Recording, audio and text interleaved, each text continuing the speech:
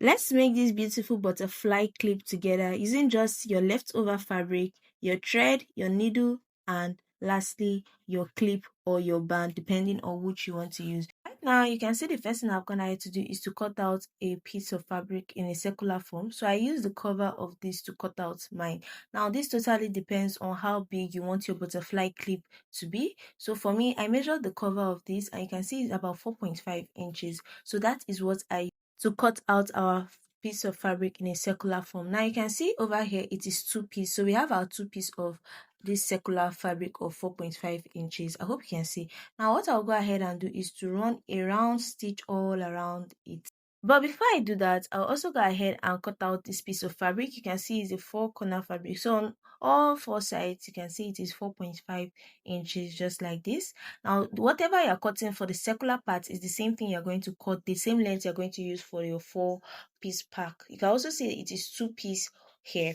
Now, the next thing I'll go ahead and do is to go over to my sewing machine, and for the circular one, I'm gonna have to run a round stitch all around it. I used about half inch for the allowance. Now after doing that, the next thing I'll go ahead and do is to remove our pins. I put pins on the two so that it can hold the two pieces of fabric together. Now the next thing I'll go ahead and do is to do the box one. So I'll run a stitch all around the four corners of this, just the way you can see me doing. Right now I'm done running the stitch. You can see how it looks like. And now the next thing I'll go ahead and do is to also remove the pins that was holding the two pieces of fabric together.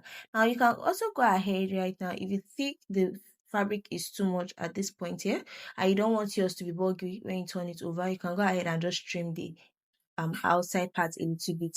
Now after doing that, the next thing I'll go ahead and do is to be opening up this a little bit. This is where we are going to use and turn it over to the front. So remember, we did not leave any space to turn it, so I just cut there a little bit. I'm going to be turning it over just like this.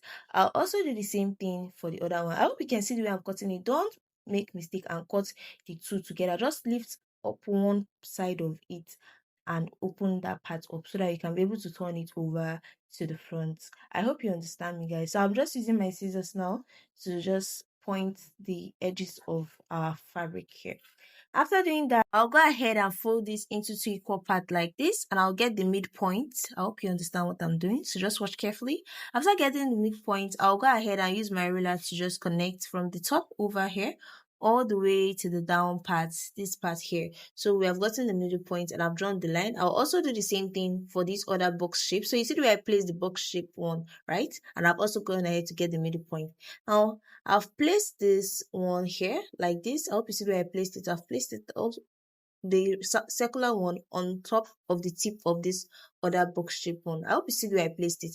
And the next thing I'm gonna have to do is to put a thread on my hand needle. And you see the way I'm following those lines I gave, that straight line. So I'll just follow that line from the down part all the way to the top of this. So just follow the lines. That's why I'm advising you to make sure you draw the lines when you are doing yours. It's just going to make your work very easy. And you can notice, guys, where I'm sewing is at that part that has opening. I hope you see. So that part is going to serve as our back so that it doesn't show at the front side. I hope you really understand what I mean.